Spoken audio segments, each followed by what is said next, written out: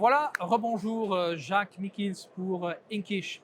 Et voilà, on se retrouve ici donc au salon Cprint et c'est quand même important d'en parler parce qu'il existe un groupement donc d'entrepreneurs, d'imprimeurs et qui se sont regroupés donc dans un prix club. Et j'en parle ici aujourd'hui donc avec toi Didier. Comment vas-tu? Très bien, merci. Voilà, merci de nous accueillir un peu de temps. Pas de souci. Voilà, raconte-nous un peu de qu'est-ce que c'est un prix club?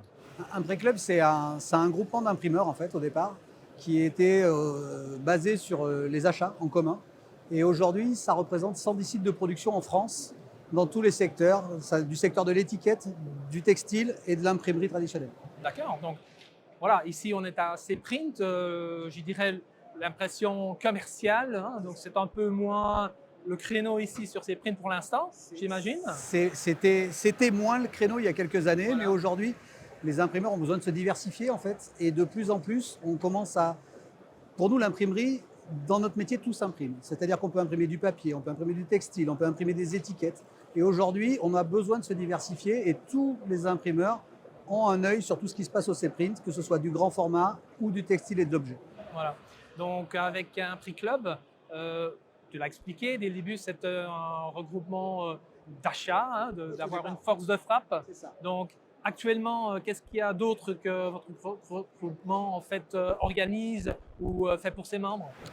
Aujourd'hui, on organise, vous voyez, par exemple, on rentre, il y a quelques jours même, on rentre d'un séminaire tous ensemble sur lequel ce séminaire il nous permet d'échanger. En fait, au-delà des achats, on a tout ce qui est échange sur la vie de nos entreprises, l'avenir de l'imprimerie de demain.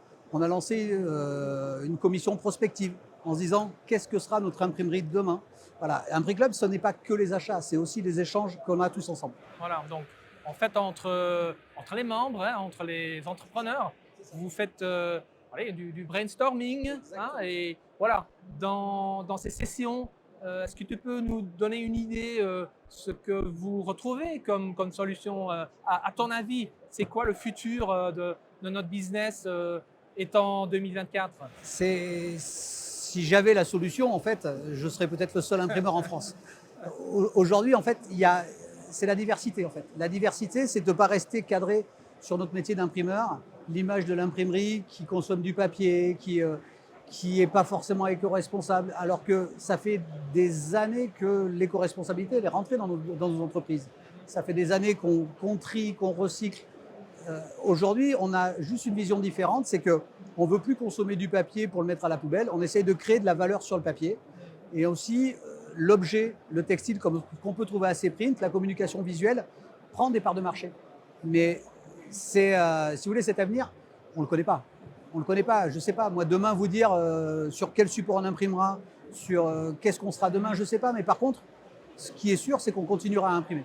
Voilà, mais c'est intéressant tout ça. Et surtout, ben, toi, comme entrepreneur toi-même, avec ta boîte aussi, ça signifie quoi pour toi en fait? Parce que dans quelle technologie vous, avec votre entreprise, vous avez investi récemment et est-ce que cette, je dirais, digitalisation, est-ce qu'elle fait aussi partie de votre voyage? Ouais, moi, alors sur ma société, sur notre société qui s'appelle MacPrint Group, aujourd'hui, le numérique représente 65% de notre chiffre d'affaires. Et on travaille beaucoup, nous, sur la personnalisation unique.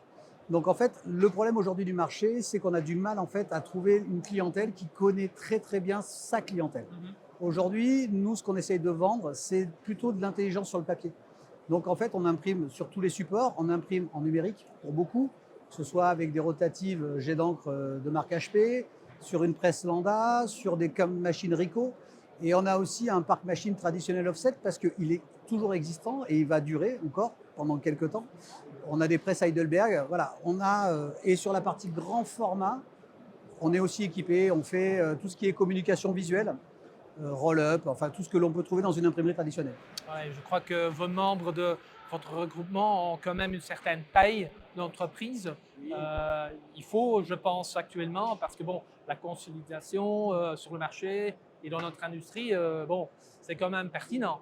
Euh, Peut-être pour ouais, savoir un peu plus sur votre entreprise aussi, vous l'avez évoqué, donc les investissements dans le digital.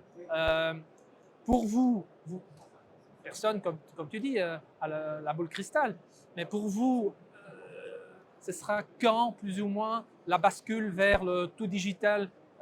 Bon, comme tu dis, l'offset sera pas la fin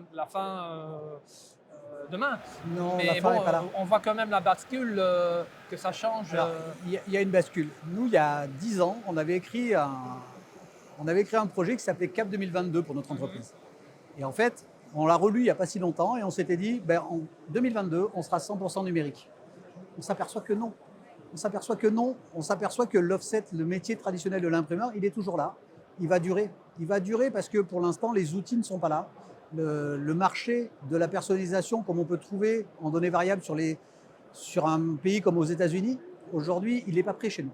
Chez nous, il n'existe pas. Donc, on a encore un petit peu de temps. Maintenant, aujourd'hui, on peut se dire que dans notre groupement, par exemple, 100% des imprimeurs font du numérique, avec une part plus ou moins variable, mais il n'y a pas un imprimeur du groupement qui ne fait pas de numérique.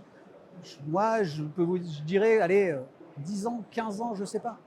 Aujourd'hui, on peut toujours se dire que le métier de la typographie, mais il existe toujours. Il y a toujours quelqu'un qui a une petite machine typographique dans son atelier. Mais c'est une niche. Voilà. Demain, peut-être que l'imprimerie traditionnelle offset sera une niche. Mais on voit quand même que la bascule. La bascule arrive, elle est là, voilà. elle est présente.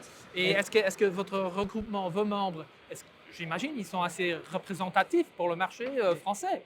Donc c'est quand même important d'entendre de vous que voilà, 65% chez vous et vos collègues, bon, que ça prend de plus en plus d'ampleur et d'importance. On peut estimer que oui, allez, si on se projette à 10 ans, dans 10 ans, ces 65% vont devenir 80%. D'accord. Voilà. Maintenant, Ça, c'est intéressant si j'ai eu raison, eh ben, on ressortira la vidéo et on verra. Exactement. Mais écoute, bien merci Didier. De rien. Et puis je te laisse bon succès. Et Merci. sans doute on se retrouve à Drupa. Ça marche. Merci. Merci Salut, beaucoup. ciao. Ciao.